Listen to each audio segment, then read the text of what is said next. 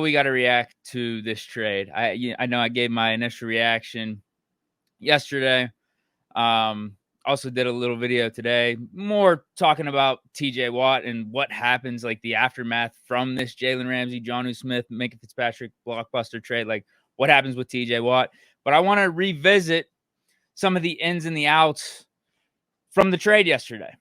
And that is like, what is Jalen Ramsey and Jonnu Smith fit with this Steelers team? Why did the Steelers trade Minkah Fitzpatrick? Winners and losers from the trade. And we'll get into all that. But first, let's start with some reactions from the players that are now newly Steelers. Jalen Ramsey and Jonnu Smith. Ramsey looks like he's going to be rocking the number 5. A non-quarterback, non-punter, non-kicker, rocking the single digit. Not a common thing with the Pittsburgh Steelers. We know that's kind of well documented, but since the NFL changed the rule, there were questions on whether or not the Steelers were going to allow this for the first couple seasons, and they weren't. And then all of a sudden we signed Patrick Queen to a really big deal, and he's rocking number 6 at inside linebacker. Melvin Ingram randomly got the single digit that one season. Remember that? He was rocking number 8. Yeah. And then after that, I think there was the rule that was established because we drafted JPJ. We signed Pat P. Pat P wanted to do a single digit. And then JPJ wanted to do 5. We wouldn't let him do 5. But then all of a sudden we signed Patrick Queen. He's rocking 6. And it seems like there's some leeway to the rule depending on how big of a name you are and how big of a contract that you have. So Jalen Ramsey looking like he's going to be rocking 5 at that cornerback position. The thing is, there is a guy already rocking 5 right now, Cam Johnson. So maybe our punter. So maybe there was an agreement between Ramsey and Johnson. I don't know how much money that Ramsey had to fork over to get this, but looks like he's happy. Posted a smiley face alongside his jersey. He also posted a pretty dope video where he said he broke the news. I don't know. Can anyone confirm that? Did Jalen Ramsey actually break the news that he was being traded to the Steelers? Because he said, I'm breaking the news. And then he posted a really dope video of him training alongside footage of some past Steeler clips, like highlights of like Polamalu, Steelers legends. Basically, Ramsey was saying, like, I'm ready to be a Steeler, man. Like, let's get after it. I know what being a Pittsburgh Steeler means. So it was a really cool video. And then Jonnu Smith saying, God always do it in the best way. He's happy to be in the black and gold. Happy to be obviously reunited with his former coordinator and former head coach. Coordinator with the Titans, head coach with the Falcons, Arthur Smith. Jonnu Smith will be utilized in this offense. Trust me, and we'll get into that in a little bit. Also had some reactions from current Steelers and also former Steelers. Let's get into the former Steeler one. This is George Pickens' Instagram. Maybe throwing some shade at the Steelers here by congratulating Minkah Fitzpatrick. It's probably safe to say that he's throwing shade at the Steelers here. I mean, it's another cryptic Pickens IG post. What else is new? But he's congratulating Minkah on his new team. He says, super happy for you, broski. Back to beautiful places in life. LOL. Yeah, I don't know. I don't know. It's got to be a shot somehow, some way from Pickens to either the Steelers organization or Pittsburgh. Now Pickens is in Dallas. Minkah's in Miami, so warmer weather. Maybe that's what Pickens is getting at here. Both of them played in the SEC in college. I don't know, man. Of course, though. I mean, not surprised. Not surprised Pickens is finding a Minkah Fitzpatrick trade as an opportunity to do something cryptic online, throw some shade at his former team, stir up the pot, cause some drama. As I said, I feel like the trade is going to age well for the Pittsburgh Steelers. And then the last reaction, I'll just read this one off from Cam Heyward. Like I said, I was going to go over former Steelers reactions and also a current Steeler. Cam Heyward bummed about losing his teammate. He says, I don't know how I feel about it. It's bittersweet. I've enjoyed playing with him, and I was kind of shook by it all. I'm excited about my new teammates, but I'm also sad to be losing a guy that I really respect in our locker room. Yeah, you got to think. Cam Heyward, Minkah, and TJ Watt, and I guess you could throw Highsmith in the mix too. They've been like the core four for this Steelers defense over probably, well, Cam Hayward's been here a decade plus. How many years is he coming up on? Probably like 15, 16 years? No, not that much. Maybe 13, 14 years. Either way, over the last 5, 6 years, for like the 2020s, that's been the core four on our defense. TJ, Minkah, Highsmith, and Cam. So we lose Minkah. Now we're down to 3. And things are a little bit up in the air with TJ Watt right now. I would expect TJ to be back. But the thing is with this Minkah trade, and I'll say it again, I think this is a good move for the Steelers. I mean, we talked about at the beginning of the offseason and throughout the course of the offseason that we needed to shake things up. And my God, have we shaken things up. I thought we were done, but trading Minkah, I guess that's a part of the plan too, of shaking it up and trying to get new leaders in here, new voices. Because if we're talking about TJ Watt being expendable, now you could argue who's more expendable between TJ Watt and Minkah Fitzpatrick. I would say Minkah is more expendable, but those guys are getting top dollar at their position. They have been staples with the Steelers over the last however many years, as I mentioned.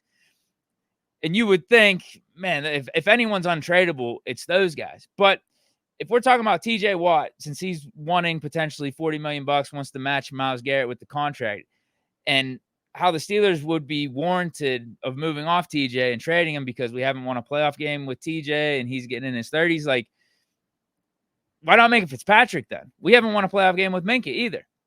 They've been on the same timeline for this Steelers team in the 2020s. We haven't won a playoff game with Minkah either, and we're paying him $18 million as a safety. And you could argue if safety should be, if you're spending money on your defense, if you should be paying your safety that much, is safety at this point. Safety or inside linebackers, that like the running back of defense.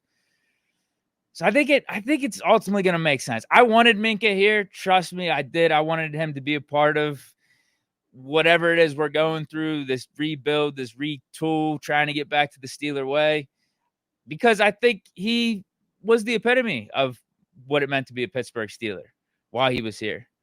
He really was. I mean, just top player on the field, elite player on the field for the most part. I mean, we saw his play take a little bit of a dip over the last year or two, but he was still, I think he was still one of the best safeties in the league. But we paid him that money for the splash plays, the Minkah Fitzpatrick that we saw in like 2019, 2020, 2021, where he's making the all-pros and being a game wrecker, being a difference maker. And we just didn't get that from him the last couple of years. So he was giving us like good, solid play, but is that worth $18 million? And he's getting up there, like I was just mentioning with TJ. He's not getting any younger. What is he, 28, 29? He's closing in on 30. I know that. I don't think he's going to be getting any more athletic as time goes on. It's a bummer, man. I didn't want to make Fitzpatrick to be part of this trade. It would have just been nice if we added Jalen Ramsey and Jonnu Smith and maybe gave up a future draft pick or two. But it is what it is, man. I think the Jalen Ramsey piece, the versatility he brings to the table, he's going to replace Minkah somewhat. And then Jonnu Smith as a weapon on offense, I think it's going to be a nice feature for Arthur Smith to be able to utilize Jonnu, multiple tight end sets, keep the defense on their toes. Heavy personnel, but we'll be able to pass out of that heavy personnel. Like, defenses won't know what we're going to do.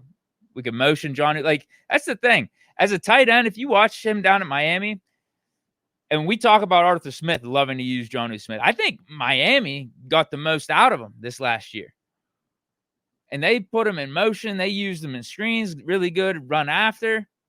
And he's a big dude, too. Like, he's 6'3", so that's what I'm saying. You could have him set up at tight end, then you can motion him out. You could have him lined up outside receiver, slot receiver, motion him in, and then audible to a run play. I think you could do a lot of fun things, and it's nice having Aaron Rodgers at the steering wheel who's going to be able to read the defense perfectly, try to get us in the right play, and hopefully it works out and we're able to execute it.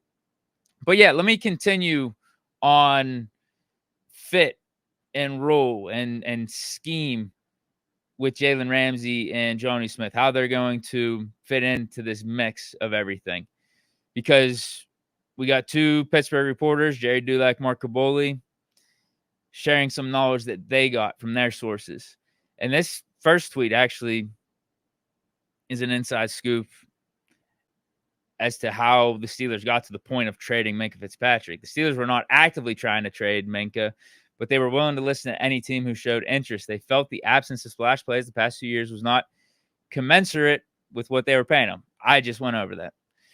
And then he also says, how will the Steelers replace Minkah? Their new defensive plan will include Jalen Ramsey, Darius Slay, and Joey Porter Jr. on the field all the time, with few exceptions.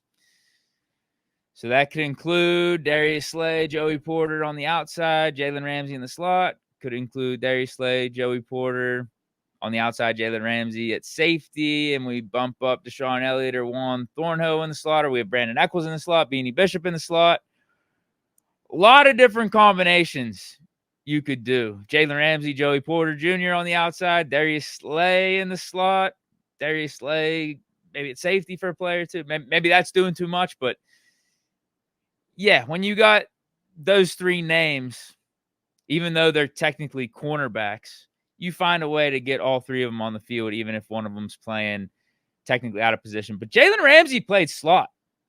He didn't too much with Miami, but if you look back at his Rams days, there was one season where he played, it was either almost 30% or it might have even been over 30% of the snaps. It was 2020 or 2021 in the slot. So he's known as an outside guy. He's going to be a Hall of Famer for being an outside guy, lockdown corner, being on that island, but he knows how to play the slot.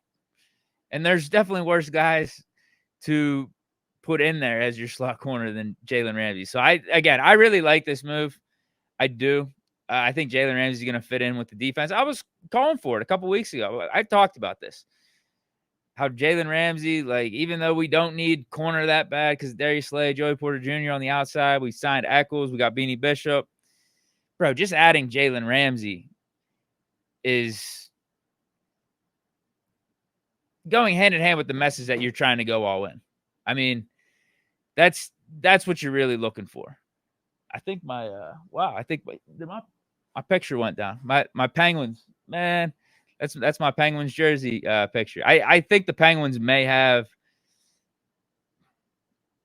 getting sidetracked here a little bit because of that.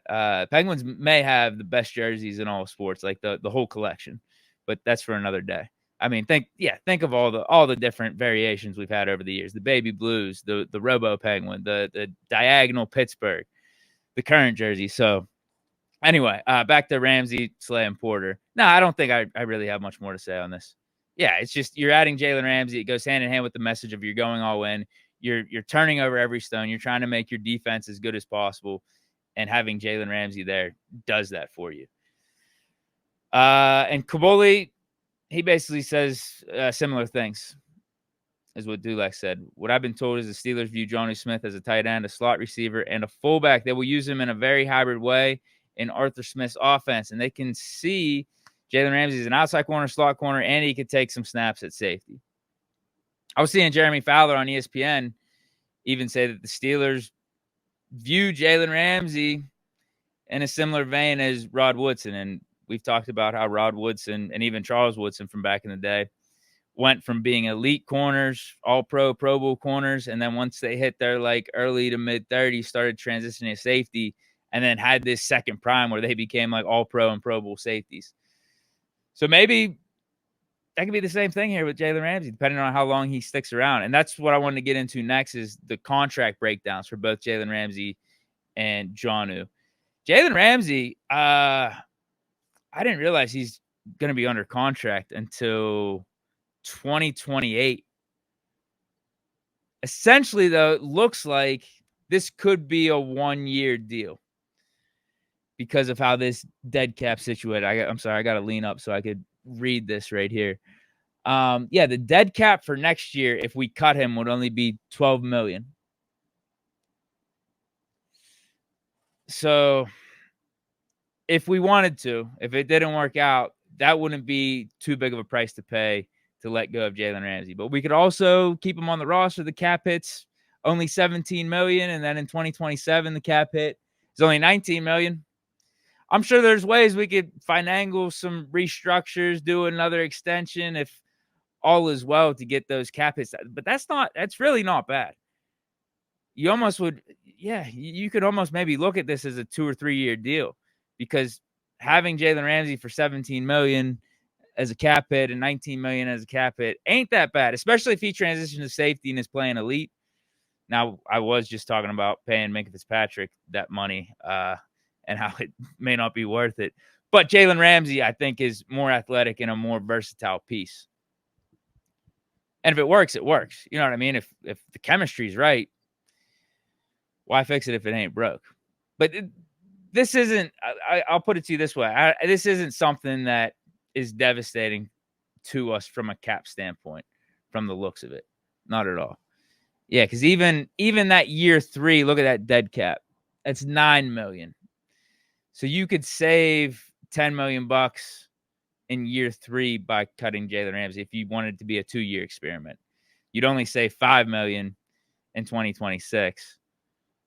And definitely 2028, that's going to be ridiculous. The cap hit of being $30 million and the dead cap of 6.9. So really, max, this is a 3-year deal, most likely between 1 or 2, I would say, with Ramsey.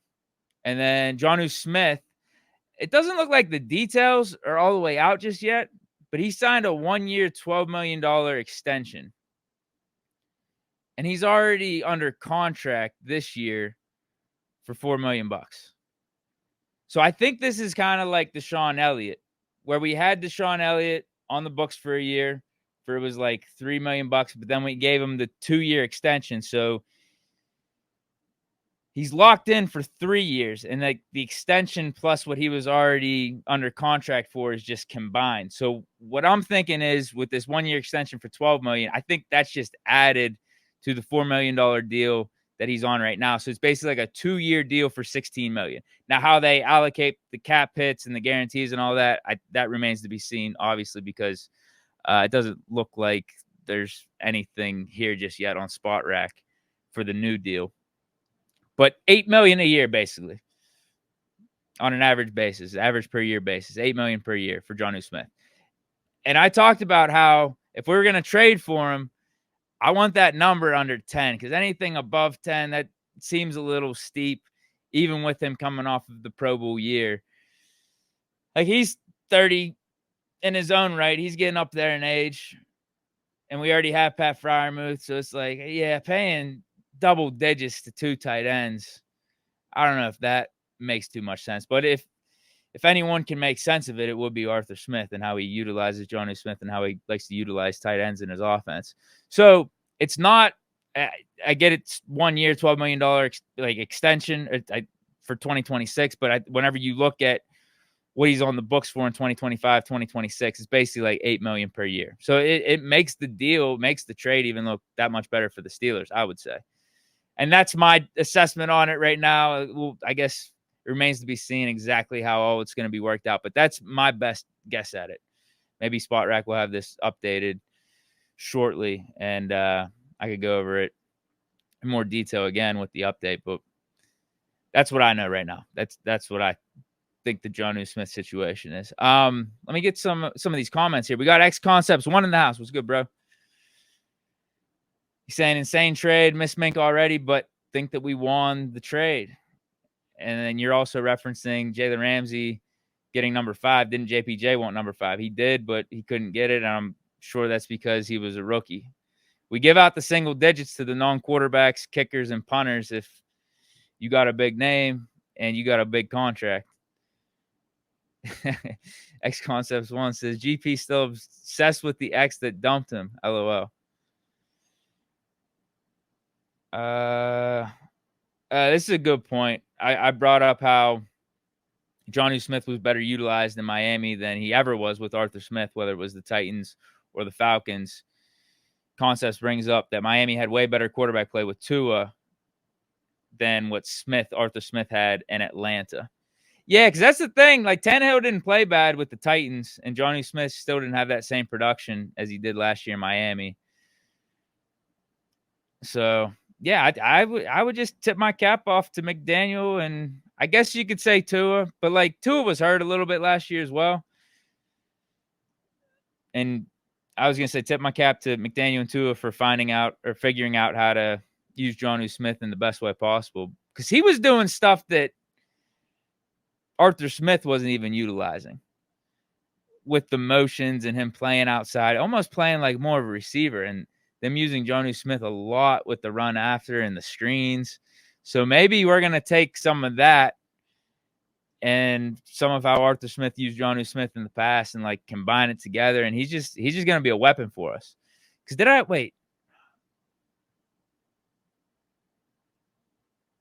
I was going to say with Dulac or Kaboli, did they say? Yeah. I was going to say, I swear I read that right. Jonnu Smith as a tight end, slot receiver, and a fullback. All right, man. I like that, because we technically don't have a fullback on the roster. Because even with Connor Heyward, he feels undersized, whereas Jonnu Smith, he's like 6'3", 240, 250. That makes a lot more sense than Connor Heyward.